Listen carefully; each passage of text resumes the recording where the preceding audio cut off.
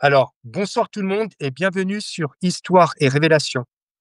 Ce soir, j'ai le plaisir de recevoir Alain Coninx, qui est embaumeur belge. Il partage plus de 20 ans d'expérience auprès des défunts. Il est spécialiste de la reconstruction faciale. Il revient sur son parcours, son métier et des demandes parfois étonnantes formulées par les familles. Bonsoir Alain et merci d'avoir accepté mon invitation. Bonsoir, avec plaisir. Alors, ma première question, est-ce que tu peux te présenter en quelques mots? Je pense que tu as déjà fait une bonne présentation, hein, donc voilà, bientôt 42 ans.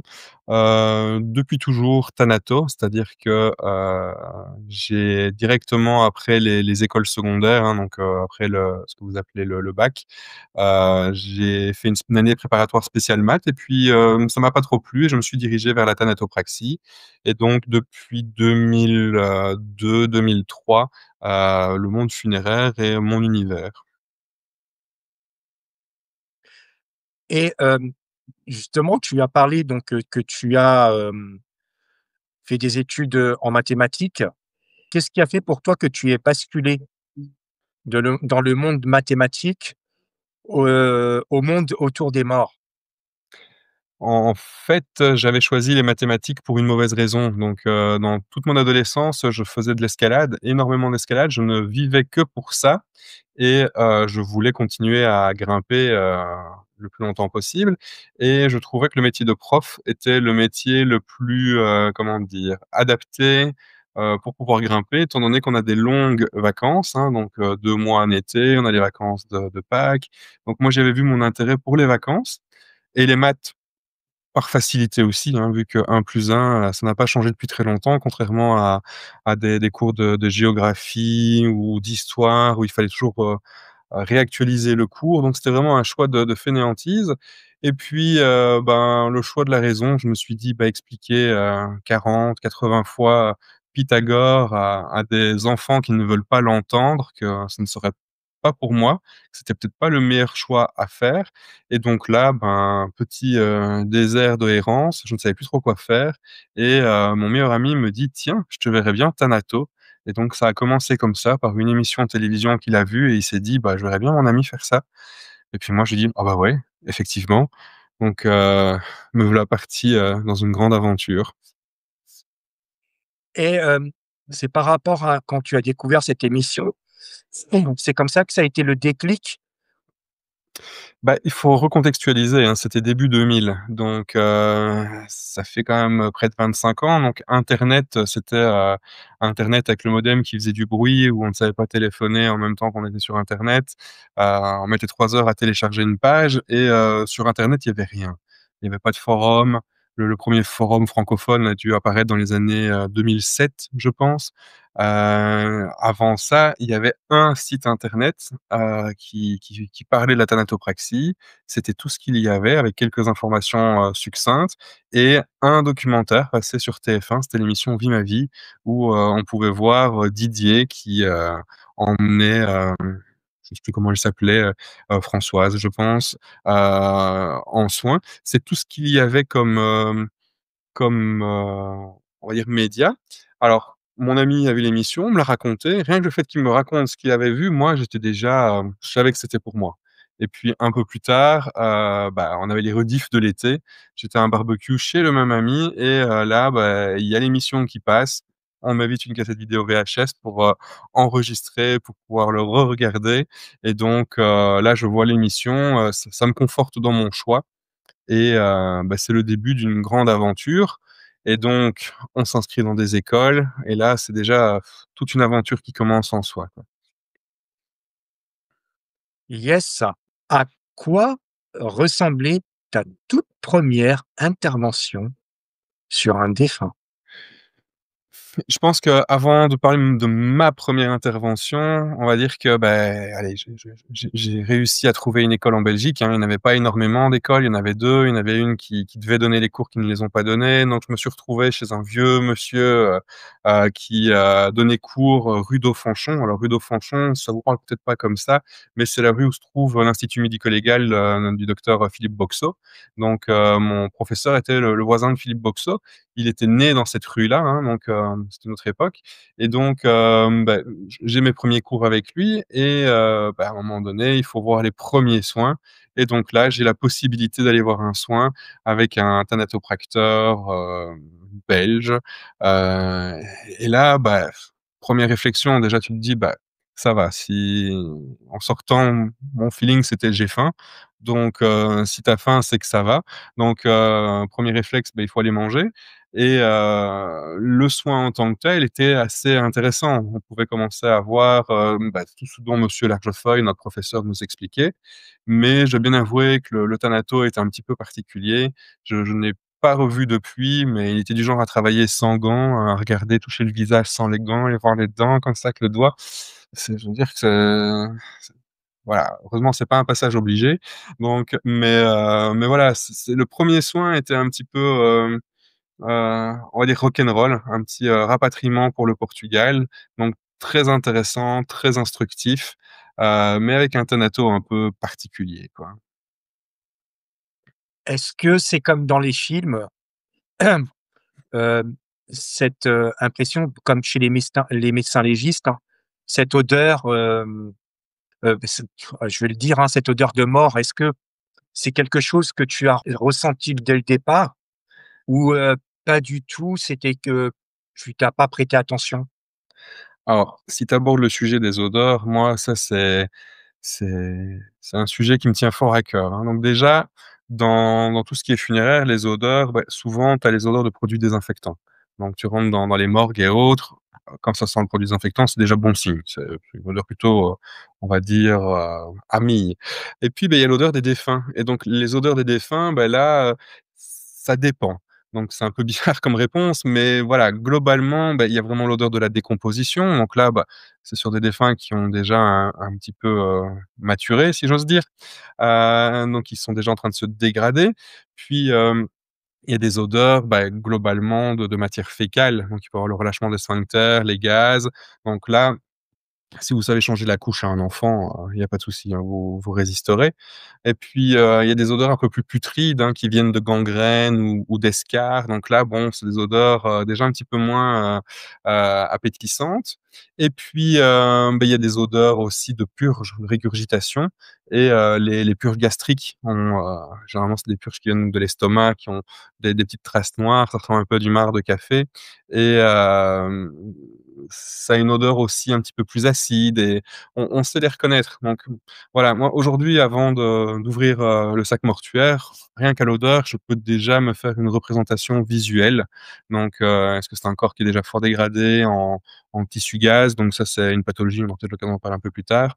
Enfin pathologie, un phénomène post-mortem dû à une bactérie qui fait que le corps se dégrade extrêmement vite, hein. Donc en quelques heures, il va ressembler à un corps qui a déjà 1 semaine, 2 semaines de décomposition. Et donc, beh, tout ça, toutes ces conditions ont des odeurs vraiment spécifiques et donc, avec le temps, on se fait une petite palette, olfactive et sans voir, rien qu'avec le nez, on peut déjà, pas mal, avoir d'informations. Et est-ce que c'était déjà arrivé? Parce que si tu veux, je vais te au niveau des films, tu les vois quand ils rentrent dans les morgues et autres, tu les vois souvent les acteurs qui sont en train de manger des pommes ou autres. Ou, chez vous, c'est pas du tout le cas, on est vraiment, c'est comme si de rien n'était, Bah, c oui, enfin, ça dépend le du plus lieu. naturel. Ça dépend du lieu où tu te trouves, hein. Ça arrive parfois, on fait un soin et tu as le conseiller funéraire qui passe à côté avec son sandwich. Il se tient un petit peu à distance. Voilà, c'est pas ça arrive, mais bon, globalement, on évite de manger au-dessus du défunt. Déjà, bah, parce qu'on travaille avec des gants, puis, bah, j'ai besoin des 2 mains, donc c'est pas très, pratique, mais puis il y a pas d'intérêt, hein, à part, heu, comment dire? Inhaler ou en tout cas avaler des germes qui seraient potentiellement, pathogènes. Donc en tout cas, dans tous les syllabus de cours, on explique bien que ce n'est pas une bonne chose que de manger dans le lieu de travail, hein. Faudrait pas poser sa bouteille d'eau à côté d'une bouteille de formol et se tromper. Donc là, je suis dans la caricature, hein, mais globalement, non.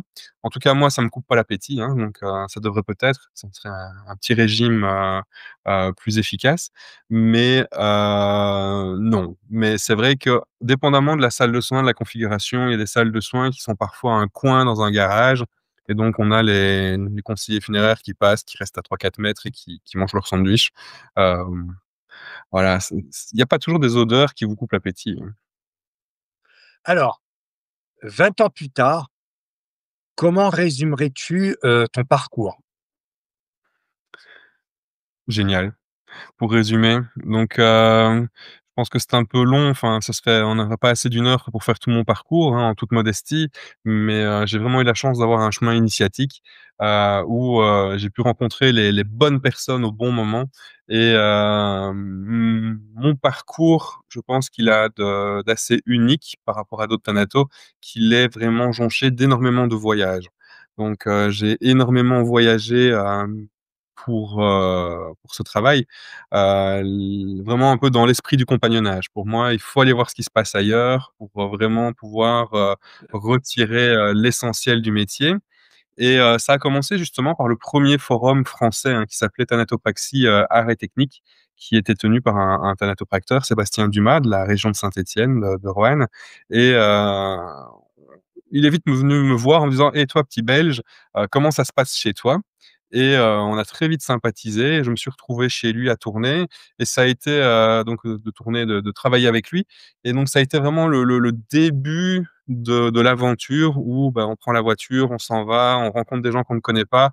Vous arrivez chez les thanatos, ben, on se reconnaît, on est accueillis, comme un frère et on ouvre les bonnes bouteilles de vin, on mange et puis le lendemain, on va travailler ensemble, on partage et donc j'ai vraiment eu la chance de faire le tour du monde, avec un petit peu cet esprit, donc d'aller en Australie, d'aller aux États-Unis, en Lituanie, en Angleterre, heu, vraiment un peu partout en Europe, principalement les pays du Commonwealth et donc ça, c'est je pense la petite différence dans mon parcours, c'est qu'il y a eu énormément de voyages, énormément de conférences auxquelles j'ai assisté et de conférences que j'ai fait, moi-même pour partager, bah, ce que j'apprenais, ce que je ou ce que j'apprenais et que j'avais envie de partager et tout ça, beh, dans un pays qui est la Belgique, qui, de prime abord n'est pas, pro thanatopraxie donc c'était pas évident d'en vivre et donc moi j'ai commencé ma carrière en travaillant 9 ans dans un laboratoire d'anatomie où, je m'occupais des dissections et de conserver les corps. Donc ça aussi, ça a été, très, très intéressant et ça a permis vraiment le partage. Yes. Hem, quelles sont les étapes essentielles, hem, pour exercer cette profession? Qu'est-ce que tu entends par étape? Hem, Bah, l'étape, comment le processus? Parce que je suppose qu'il y a peut-être des invités qui nous ouais, écoutent, qui seraient peut-être intéressés de par devenir ce thanato? métier. OK, mais je vais faire la différence Belgique-France, mais OK. Alors les étapes pour devenir tanatopracteur vont varier du pays, hein. Si, on parle de la Belgique, de la France, hem, je vais parler plus pour la France comme on est plus orienté vers la France avec, ta chaîne.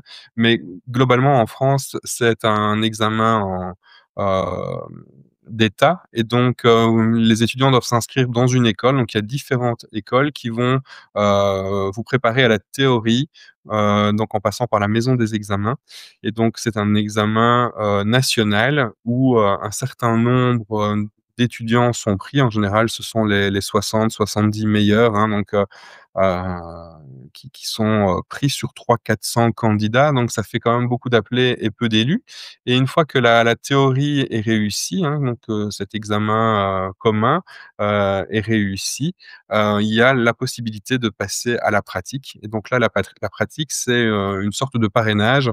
Donc les étudiants, vont avec un maître de stage, travailler avec eux et le maître de stage va transmettre le métier. Donc progressivement, il va laisser place à l'apprenant pour, le préparer à un examen, final. Donc là, ce sont des thanatopracteurs confirmés et examinateurs qui viennent, attester donc sur un soin beh, que l'étudiant est capable de réaliser un soin.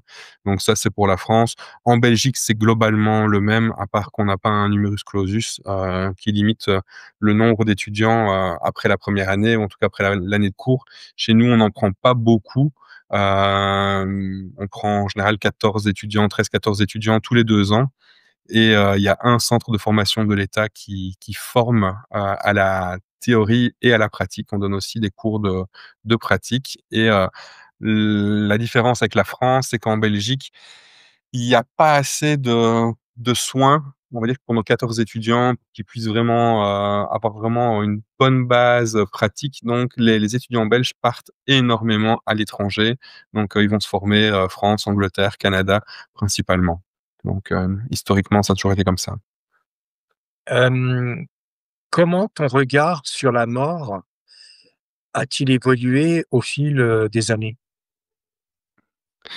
Alors, le regard, sur la mort, beh, bon, j'ai pas le sentiment moi déjà de côtoyer vraiment la mort. Je côtoie des gens qui sont décédés, donc c'est déjà une petite nuance, mais le fait de côtoyer des gens qui sont décédés fait que, bah, inévitablement tu vas penser à la mort.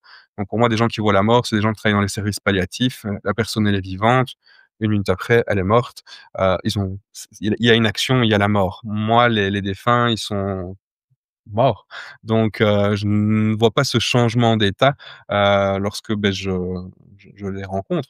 Donc fatalement, j'ai peut-être moins d'interrogations que des gens qui travaillent en palliat ou des pompiers ou des médecins, que sais-je, mais en tant que thanatopracteur, le fait de tous les jours, côtoyer des défunts, beh, effectivement, ça pousse un peu à l'introspection et mon regard sur la mort aujourd'hui, sans vouloir être trop dans le métaphysique, je crois vraiment qu'il y a une distinction entre le matériel et le spirituel, hein. Donc, globalement, lorsque l'on parle d'âme, je sais qu'aujourd'hui l'âme, c'est un concept un petit peu, à la mode, mais plus on avance dans le temps, ma conviction personnelle est que, bah, il y a sans doute une âme qui doit monter et qu'il vient quitter l'enveloppe, charnelle. Donc ça, c'est un petit peu, ma conception, des choses. Je suis on dit d'éducation catholique, hein, donc voilà, j'ai grandi dans cet, univers, catholique. La représentation de Dieu et je me détache beaucoup de l'Église en tant que telle. Après, je suis prêt à croire, mais plus à croire en quelque chose de spirituel, en quelque chose qui concerne l'âme, que, beh, l'âme des êtres humains, puisse monter, s'élever et voilà, nous, on s'occupe, les thanatos, bah, des enveloppes pour le bien des personnes, heu, qui restent sur terre, si j'ose dire, dans cette idée. Donc voilà, j'ai pas envie de me perdre dans des discours un peu compliqués, mais je pense que, en tout cas, moi, ma vision de la mort est que je pense qu'il y a quelque chose d'autre au-dessus, donc quelque chose de plus spirituel, hein. Donc il y a le corps et autre chose. Peut-être ces fameux 21 grammes. Hem, Avec, toutes ces années d'expérience, au fil des ans, peut-être, même récemment, est-ce qu'il y a un visage qui t'a touché particulièrement depuis toutes ces années? Et pour quelle raison? Oui, heu, je pense qu'il y a eu, mon deuxième autopsie que j'ai fait en stage en Angleterre. Donc c'était un jeune homme qui était, je pense de mon âge à l'époque, il devait avoir une 20 ans, 23 ans, décédé d'alcool. Voilà, c'est ce que notre prof nous a dit, il est mort d'alcool, donc une mort un peu soudaine. Et je ne sais pas pourquoi, sans doute parce que c'était, peut-être le premier vraiment jeune, que j'ai dû traiter, mais je vois toujours son visage, plus de 20 ans après. Hem, Peut-être parce que c'était un des premiers. Après, dans les cas de restauration faciale, fatalement, bah, il y a des visages qui restent un petit peu plus ancrés parce qu'on a passé tellement d'heures à essayer de les refaire qu'on a un petit peu du mal à les oublier.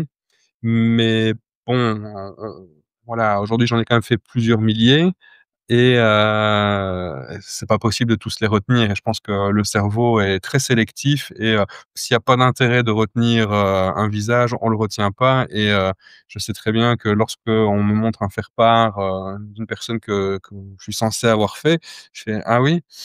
Aucun souvenir. Donc voilà, on oublie très vite les visages s'il y a pas quelque chose de caractéristique et surtout, ouais, je pense qu'en tant que thanatopracteur, on est des techniciens. Je vais peut-être plus vite retenir, une artère qui était un petit peu spéciale, une malformation anatomique, quelque chose, plus que réellement un visage en tant que tel. Sauf si, bah, oui, effectivement, il y avait quelque chose de particulier, bien que, allez, quand on parle de quelque chose de particulier, je pense à une dame qui avait un cancer de la mâchoire, donc il lui manquait la mâchoire. Hem j'ai refait un petit peu, hein, j'ai un petit peu bricolé vite fait pour que ce soit présentable, mais j'ai aucune idée de la représentation totale du visage, mais je vois bien la mâchoire que j'ai refaite. Voilà, je suis technicien, je m'arrête à mon petit morceau technique, donc voilà.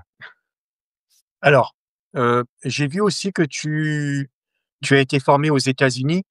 Quelle est la différence, entre, l'embaumement aux États-Unis et chez nous, pays occidentaux, en l'occurrence, la France et la Belgique? Alors, la grande différence, elle est sur, le type de conservation. Aux États-Unis, ils ont tendance à surconserver, surembaumer. Donc, quand on discute avec des Américains, beh, ils vont injecter des degrés de pourcentage, assez forts. Donc on va parler, je veux dire, de 5 tandis qu'en France, Belgique, on sera plutôt entre 0,5 pardon, à, 1,5-2 de formol. Donc, c'est-à-dire qu'ils vont beaucoup plus les conserver aux États-Unis que chez nous. Parce que chez nous, il y a une, notion de conservation temporaire qui est, vraiment, comment dire? Indissociable de la thanatopraxie et donc, qui dit temporaire dit, bah, que la nature doit reprendre le dessus et donc on doit pas les conserver totalement, sinon, bah, la dégradation du corps ne pourra pas avoir lieu. Donc, dans nos régions, on a cette approche un peu plus écologique, rotation des sépultures dans les cimetières et ça, c'est vraiment déjà la grande différence. Après sur l'esthétique, les Américains ont tendance à surmaquiller, ils veulent rajeunir leurs défunts, c'est un petit peu des poupées de cire alors que, bah, France, Belgique, je pense qu'on a plus envie d'avoir des gens, très naturels, pas ou peu maquillés en tout cas. Donc moi, quand on parle de maquillage, il faut bien dire qu'il y a 2 types de maquillage. Il y a le maquillage qu'on va appeler ornemental pour s'embellir, hein, donc une dame le matin quand elle se maquille, l'idée c'est de s'embellir. Quand on maquille post-mortem, on va plutôt maquiller pour redonner une impression de vie, remettre de la chaleur sur le visage, ce genre de choses et donc les Américains, eux, ils font une poupée de cire, quoi. Donc ça, c'est quand même les grands chocs, c'est le maquillage à l'outrance. Et quand on entend parler d'embaumement, moi j'entends Égypte. Ouais. Est-ce que c'est une pratique, pendant, tout au long de ta carrière que tu as pu pratiquer ou ou peut-être, des familles qui t'ont demandé, ce type d'embaumement? Ou c'est quelque chose que tu as peut-être découvert en allant en formation? Qu'est-ce que tu peux nous raconter ces choses sur ce sujet-là? Donc de quoi? Donc la version, La version, égyptienne, conservation du corps. ouais, donc je peux revenir un peu sur l'histoire de l'Égypte alors, si ça ne te dérange pas ou? Si tu oui, Enfin, je voilà. Donc conc concernant, l'Égypte, effectivement, quand on parle d'embaumement, on pense toujours, Égypte, hein. Alors les Égyptiens sont pas les premiers embaumeurs, ce ne sont pas les premiers à avoir conservé. En tout cas, c'est ceux où on a beaucoup de vestiges et des vestiges très, très visibles. Alors l'embaumement égyptien, il y a beaucoup de théories, mais il y a une théorie qui dit et que j'aime bien que, il était, nécessaire d'embaumer le corps parce que lorsque le Nil débordait lorsqu'il y avait les inondations, du Nil qui permettaient d'apporter des alluvions sur les terres et rendre les terres très fertiles, ces inondations empêchaient l'inhumation et donc quand on vit en société avec, bah, des gens qui meurent, à un moment donné, il faut les inhumer ou il faut en faire quelque chose parce que, si on n'en fait rien, les corps se dégradent et ça amène des maladies. Je pense que très vite, les peuples de l'histoire s'en sont, rendus compte et donc, ils auraient, en ayant vu des corps conservés dans le sable chaud, eu l'idée de, conserver les corps en attendant la décrue du Nil et la possibilité d'inhumer. Alors eux, bah, c'était éviscération, donc ils ont compris que le siège, le début de la décomposition est au niveau des viscères. Ils ont compris que le sel, le natron, ça conservait, hein, donc ils déshydrataient. Globalement, c'est ce que nous, Thanato, on fait toujours, on déshydrate les corps chimiquement, on les éviscère pas. Ça, il faut bien se retirer, hein. Donc d'ailleurs, le mot thanatopraxie a été créé pour s'écarter un petit peu de cette connotation éviscération qu'avait le mot embaumement. Donc ça, c'est vraiment une chose importante. On n'éviscère pas. C'est des produits chimiques qui vont venir conserver, déshydrater. Et donc, les Égyptiens auraient répondu à un problème sanitaire. Le Nil déborde, il y a des inondations, pas de possibilité d'inhumer, on doit conserver les corps pour pouvoir les inhumer plus tard. Alors, ils ont fait ce qu'ils pouvaient avec ce qu'ils avaient. D'autres civilisations, bah, moi j'ai envie de dire, quand on parle de l'Asie, eux, ils avaient plutôt tendance à incinérer les corps, hein. Donc l'Inde, on incinère au bord du Gange et autres. Et d'autres civilisations comme en Himalaya, bah, il n'y a pas de bois pour faire de feu, il n'y a pas de possibilité de creuser des trous pour enterrer les défunts. Donc eux, ils les dépecent et les donnent aux vautours qui viennent emporter l'âme du défunt là-haut. Donc ce qui est intéressant, c'est cette mise en sens qu'il y a dans tous les processus, hein. Donc les Égyptiens, eux, c'était une histoire de purgatoire. L'âme devait s'envoler, je pense être jugée, réintégrer un corps intact. Quand on parle de crémation, on voit une élévation, une sublimation du corps, hein, donc transformation de l'état solide en état gazeux. Et en Himalaya, pas de possibilité d'inhumer, pas de possibilité d'incinérer. Donc eux, ils ont trouvé une autre solution. Donc il y a souvent un problème sanitaire qui a été mis en sens avec le temps. Voilà. J'espère pas avoir trop digressé de cette question. Non, c'est bon. Hem, le maquillage, on sait que, en tant qu'embaumeur, est très important et la reconstruction faciale, est-ce qu'aujourd'hui, à part la cire, y a-t-il d'autres techniques qui sont arrivées pour reconstruire les visages ou pas du tout? Alors, quand il s'agit de reconstruire les visages, donc vraiment de reconstruire des morceaux de peau manquants, la cire, pour moi, ben c'est un petit peu old school, mais fonctionne quand même relativement bien. Après, si vous arrivez à appliquer de la cire, vous pourrez appliquer n'importe quoi d'autre. Il y a beaucoup de recherches avec d'autres produits, notamment le latex et le silicone, mais ce n'est pas toujours évident. Le problème avec tout ça, c'est les zones de démarcation. Donc on va se retrouver sur un tissu sain et une zone qui aurait été traitée avec de la cire, du silicone, et donc c'est de bien faire la jonction entre les tissus sains et les tissus lésés. Et c'est pas si simple. Et le problème encore autre est que, ben, lorsque l'on s'entraîne sur des têtes en silicone, bah, vous appuyez, globalement, ça bouge pas. Dans la vraie vie, quand on touche, c'est très extrêmement mou, et donc tous ces supports-là doivent avoir une certaine flexibilité, où on est obligé de durcir un peu les tissus pour pouvoir appliquer tous ces matières de comblement et de travail de surface. Et puis, autre problème, post-mortem, le corps a tendance à se déshydrater, et donc la cire peut avoir tendance à craqueler, ou les tissus vont se rétracter un petit peu, et on va avoir une zone de démarcation entre tissu sain et matière de remplacement. Donc ça, c'est un petit peu les soucis. D'accord. Comment, vous faites pour, présenter un corps qui a été gravement accidenté? Alors, il y a ça vaut un mois d'études aux États-Unis, donc il y a vraiment des cours pour expliquer ça.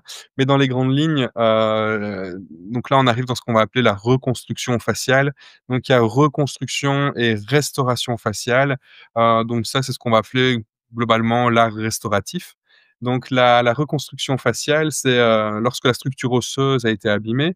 La restauration, on sera sur des travaux plutôt de surface, donc remettre un petit peu de cire pour des écorchures, on va dire ça comme ça. Et donc en reconstruction faciale, là, il y a une nécessité de reconstruire la boîte crânienne, parce que fatalement, la boîte crânienne a une forme, la peau est mise par-dessus, et donc si la boîte crânienne est complètement disloquée, la tête va être différente. Donc généralement, après des très gros traumas, il se peut qu'il n'y ait pas d'ouverture, hein, de plaie ouverte, mais que, à l'intérieur, toute la boîte crânienne, le visage soit cassé. Donc les gens ont toujours un peu une tête un peu de boule et donc pour ça, on le sent bien en mettant les mains à l'arrière de la tête, on sent les os chevaucher les uns sur les autres, hein. C'est ce qu'on appelle le test du sac de noix. Donc ça ressemble un peu à un sac de noix, à la palpation et donc qu'est-ce qu'il faut faire? C'est, avoir accès à la boîte crânienne. Donc généralement, on fait une incision qui ressemble, aux autopsies et on reconstruit la boîte crânienne avec du fil de fer et ensuite on vient combler la boîte crânienne, idéalement avec du plâtre, ce qui va permettre de retirer les fils de fer pour ne pas qu'on les voit par transparence et puis, ben, on va faire des travaux de surface.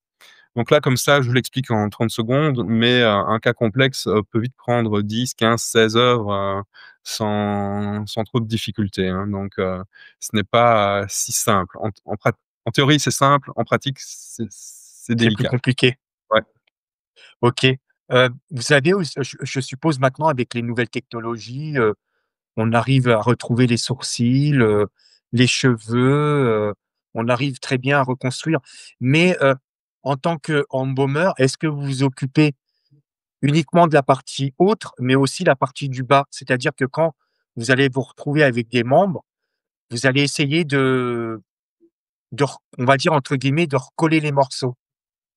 Oui, hein, donc surtout, bah, de les réaligner déjà, hein, comme on dit, hein, donc les remettre dans la bonne position, dans le bon sens.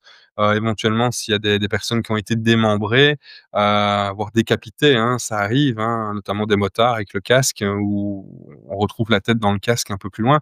C'est c'est des détails pas très très fun, mais ça arrive et voilà, d'ailleurs, c'est bien le casque parce que ça permet de garder les morceaux ensemble et de relativement bien protéger, la tête. C'est un peu bizarre de dire ça, mais en tout cas, nous, on est contents parce qu'on se dit: «Ah ben ça va, la tête certes est arrachée, mais c'est pas très compliqué de remettre une tête sur des épaules». Par contre, refaire une tête, ça prend plus de temps et donc oui, resuturer, reconnecter des membres et puis, tout ce qui est plaie est, cautérisé, et suturé. On peut pas présenter un corps à la famille avec, les membres, complètement lacérés, et sointant. Donc on referme tout pour que, il y ait pas d'écoulement déjà et par dignité, hein, de base. Yes et tu parlais juste, de casque avec la tête. Je suppose que vous enlevez le casque? Oui. C'est comment la technique, vous allez l'enlever, c'est comment? C'est que vous allez le couper? Non, on fait comme on peut, hein, donc s'il est rentré, du vivant, il doit pouvoir ressortir post-mortem, hein. Il y a pas de souci, c'est pas très, très compliqué, hein, j'en OK. ai jamais eu énormément, à faire, mais non, non, ça se retire facilement, hein, Est-ce que vous utilisez exactement la même technique pour, des corps qui sont destinés, au rapatriement? Alors là, on est dans les normes internationales, donc là, c'est un sujet, sympa, intéressant. Délicat. Ouais, enfin moi j'aime bien. En tout cas, j'aime bien les rapatriements. Ça donne l'impression de voyager, par procuration. À l'entrepôt où on stocke notre matériel, on a une carte du monde et on met des punaises chaque fois qu'on envoie un corps quelque part. Enfin, chaque fois qu'on embaume un corps pour pouvoir le rapatrier, quelque part. C'est assez sympa et il y a toujours un petit peu du challenge parce que les durées sont un peu plus longues. Il y a le vol, intercontinental, ou pas, hein, mais voilà, ça nécessite de rassembler plusieurs informations. Donc déjà, où il part, quand, dans combien de temps, par la route, par les airs. En Belgique, on a une grosse diaspora, congolaise, donc on embaume toutes les semaines des personnes qui sont rapatriées, au Congo, enfin en RDC et là, il y a des normes, on dit américaines, les normes internationales, c'est-à-dire qu'on va injecter notre produit par 6 points, d'injection.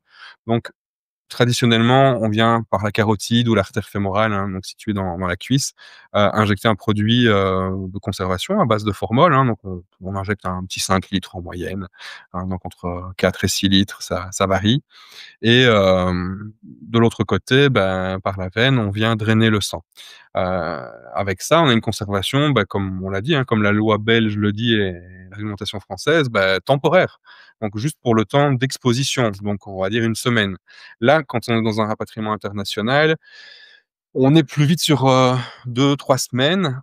en plus de devoir garantir la salubrité, notamment dans l'avion et jusqu'à l'arrivée, hein. Donc, nous, pour l'Afrique, bah, un vol Bruxelles-Kinshasa, puis Kinshasa vers le Kivu et encore 1 ou 2 journées de voiture.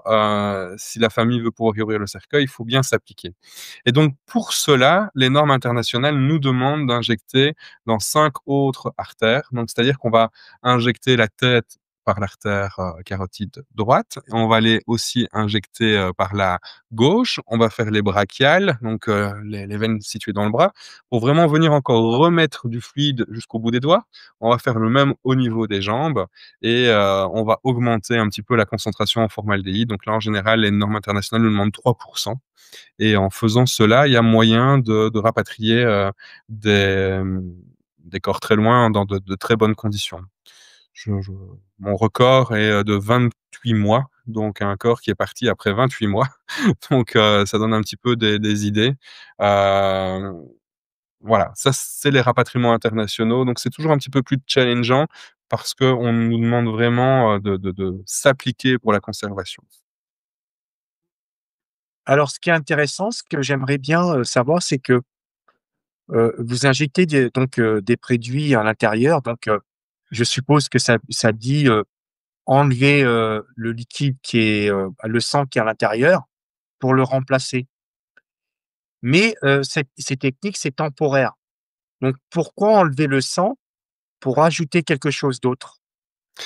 Bah, c'est simple, si tu viens ajouter, 5 litres de fluide d'embaumement sans drainer, hein, sans retirer le sang, bah, tu vas rajouter 5 litres de quelque chose dans un endroit où il y a pas la place. Donc, bah, déjà esthétiquement, le corps, il va gonfler. Donc, ce qu'il faut faire, c'est remplacer le sang. Alors quand on parle du sang, c'est une manière très générique parce qu'en même temps, on va remplacer le liquide lymphatique, le liquide Oui. interstitiel et donc notre produit d'embaumement va aller jusque dans les cellules, venir les fixer. Et ce fluide d'embaumement, beh, doit prendre la place de l'autre et ne doit pas venir en plus. Sinon, esthétiquement, c'est la catastrophe.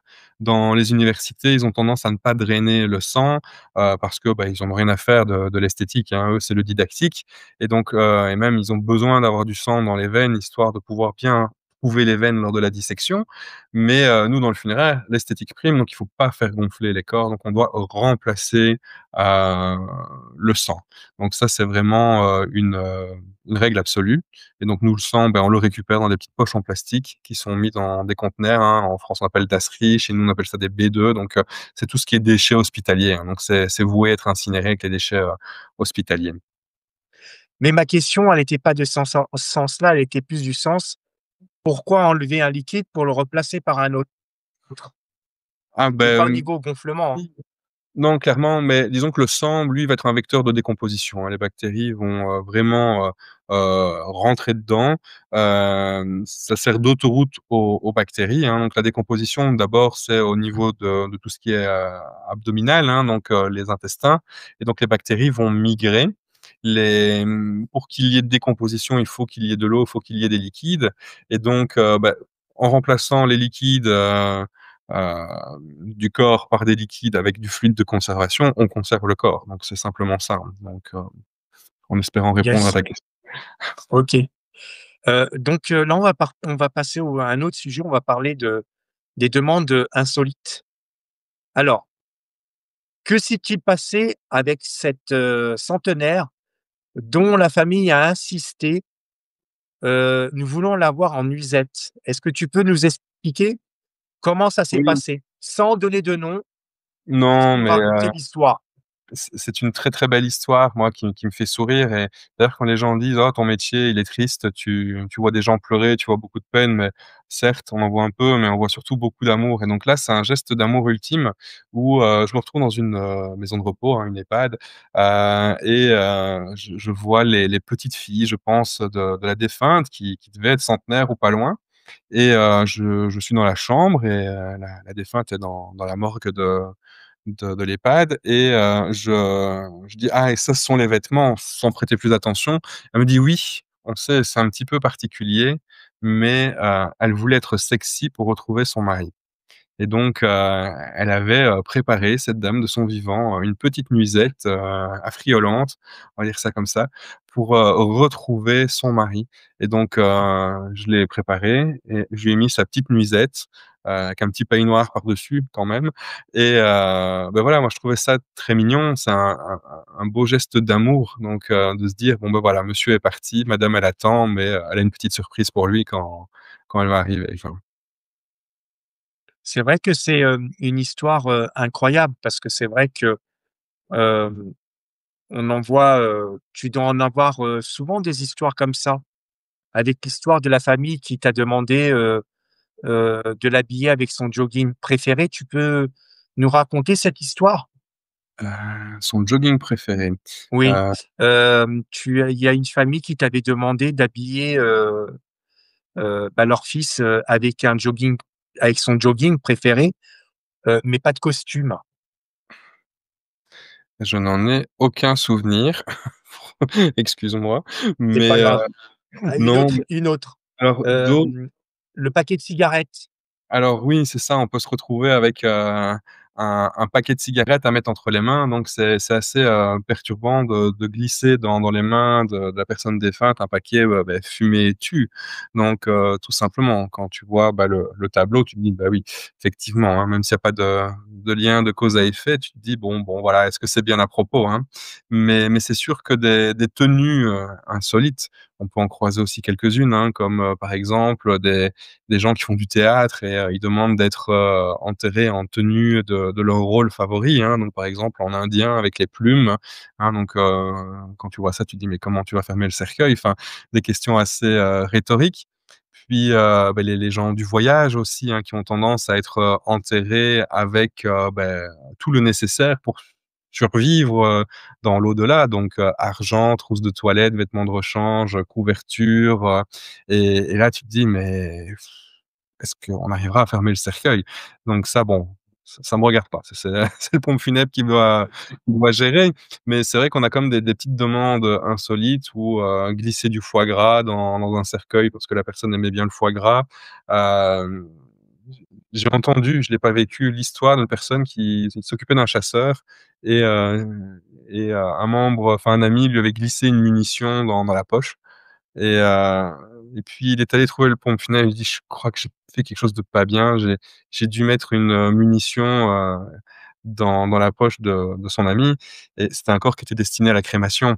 Donc clairement, c'était pas une chose à faire. Donc ça, c'est une petite histoire entendue, je ne l'ai pas vécue, mais effectivement, les tenues, donc sont parfois particulières, hein. Donc en fonction, bah, des hobbies, des passions, des gens, ils veulent partir dans leur tenue de loisirs, voilà. Généralement, ça reste assez Classique. classique, hein. Dans ma région, on a quand même pas mal de marches napoléoniennes, hein, donc des gens qui sont habillés en soldats de Napoléon, et parfois on doit les habiller dans cette tenue-là. C'est, on se prend parfois un peu la tête, hein. On se demande un peu dans quel sens il faut mettre toutes les choses, les guêtres, dans quel sens il faut tout replier, mais c'est assez intéressant, hein, comme ça fait des tableaux, hein, à la fin un peu, originaux.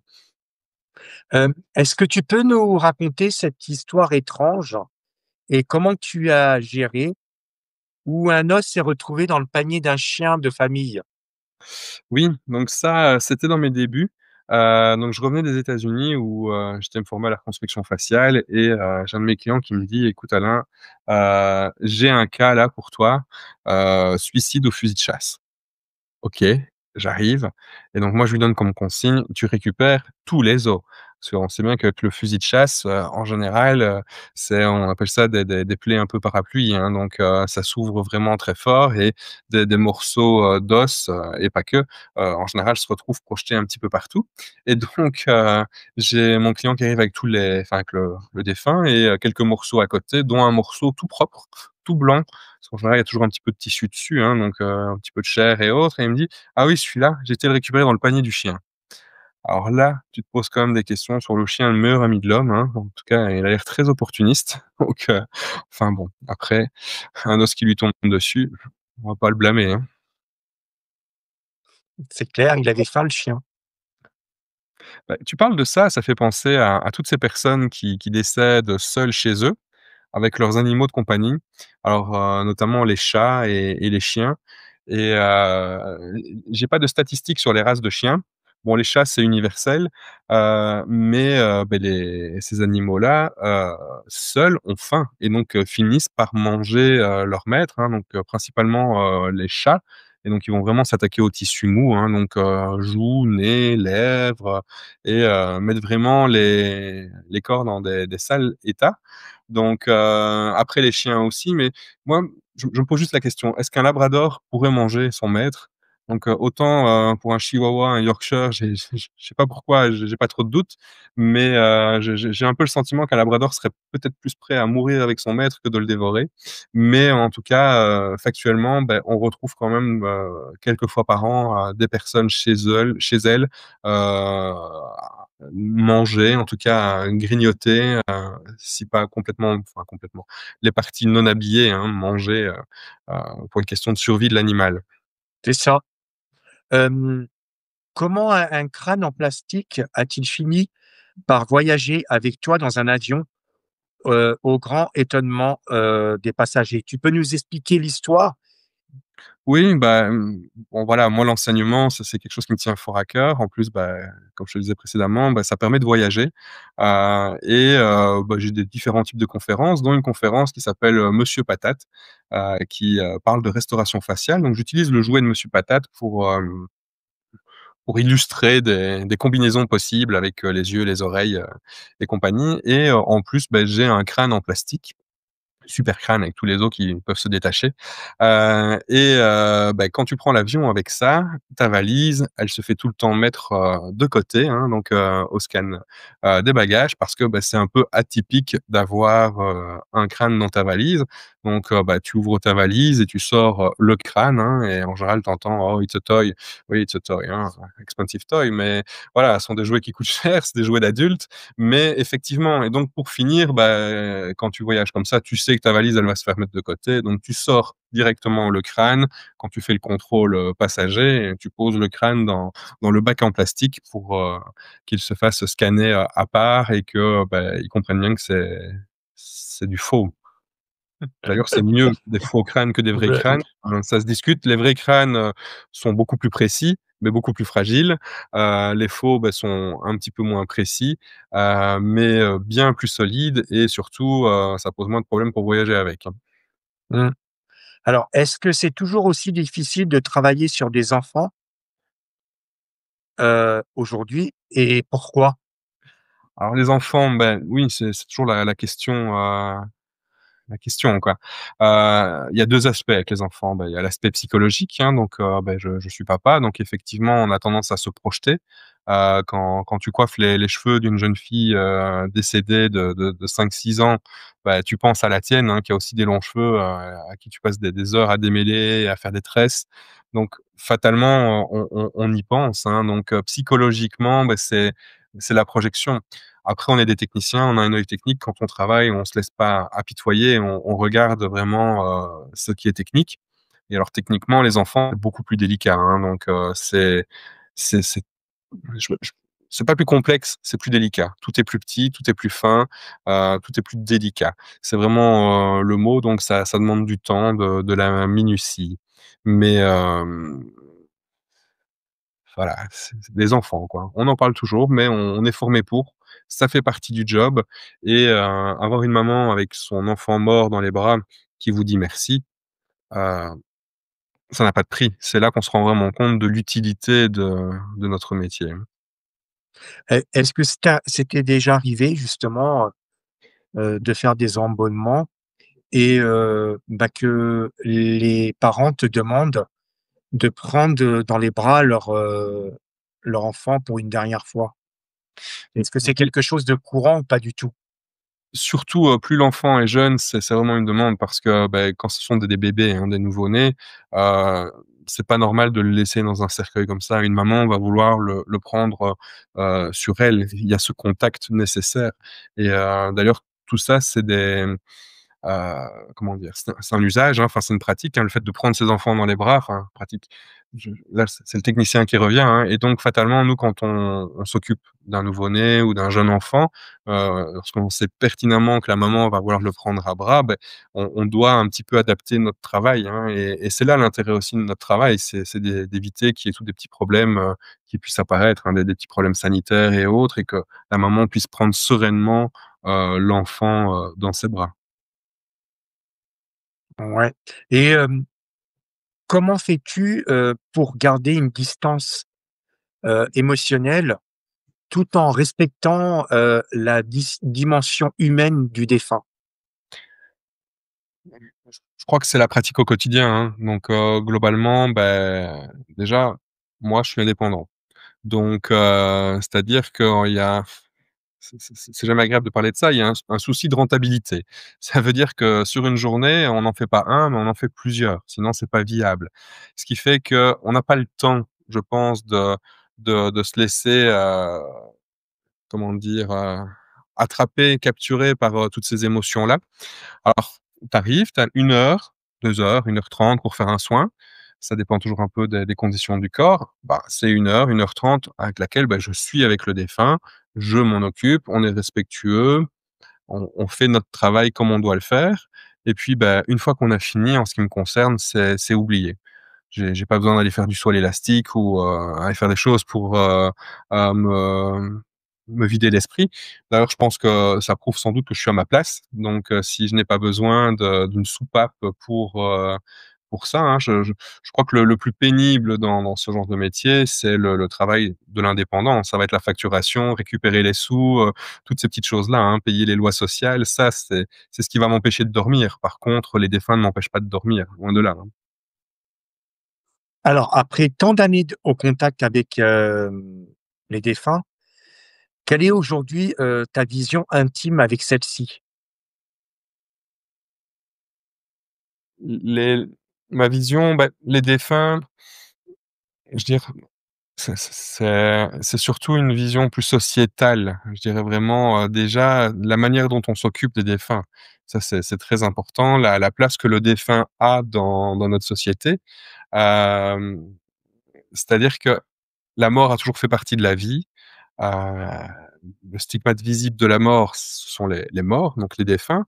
La médecine nous promet, la vie éternelle. La médecine s'est fortement développée après, la Seconde Guerre, et fatalement, mourir dans un hôpital, c'est un échec de la médecine. Donc aujourd'hui, les morgues, sont toujours au sous-sol, c'est toujours très caché, hein, donc on sort un peu honteusement les pieds devant de l'hôpital parce que c'est un échec de la médecine, et les les les personnes qui décèdent, la plupart du temps, donc c'est en EHPAD, c'est en maison de repos, et je crois qu'aujourd'hui les défunts non plus, ou ne trouvent plus leur place dans la société. Donc je m'explique. Avant, c'était des phénomènes de quartier. Une personne décédait chez elle, les gens du quartier s'en occupaient, le menuisier du coin venait pour le cercueil, les gens s'habillaient en noir, le voisinage était au courant. Aujourd'hui, le voisinage est au courant que la personne, elle est défunte, bah, lorsque la maison est en vente. Donc il y a vraiment, ce côté un peu honteux de la mort, qui est fortement caché. Ça, je trouve ça un petit peu dommage parce que, le fait de temps en temps voir une personne défunte, te rappelle que tu es vivant, et c'est aussi, intéressant. Donc sociétalement parlant, voilà un petit peu ce que je dirais du défunt. Il faudrait peut-être plus le replacer, déjà au centre des funérailles, que le défunt soit, visible. Bon, je prône pour ma chapelle, hein, clairement, hein, enfin je prêche pour ma chapelle, c'est clair, il faut les présenter, il faut qu'ils soient beaux. Il faut aussi que les gens viennent, rendre visite, parce que ça rend c'est un aboutissement de la vie, la mort, hein, donc il faut accompagner aussi les défunts et accompagner les familles. Ça, c'est très important. Donc on a une identité funéraire, donc que l'on oublie. On s'en est rendu compte pendant le covid où, on nous a interdit de veiller les défunts, on nous a interdit de serrer dans les bras les enfants qui ont perdu un parent. Donc vraiment, des personnes se sont retrouvées inhumées, sans personne, et on a dit aux gens: «Tiens, voilà, lieu de sépulture, ton père est là, ta mère est là, ton frère est là, et les gens, beh, ont du mal à y croire parce qu'ils n'ont pas vécu le processus habituel d'accompagnement, c'est-à-dire, le funérarium, on veille le défunt ou le cercueil fermé, les amis, les voisins viennent rendre visite et donc ça, c'est notre, identité, funéraire qu'on oublie parfois que l'on a.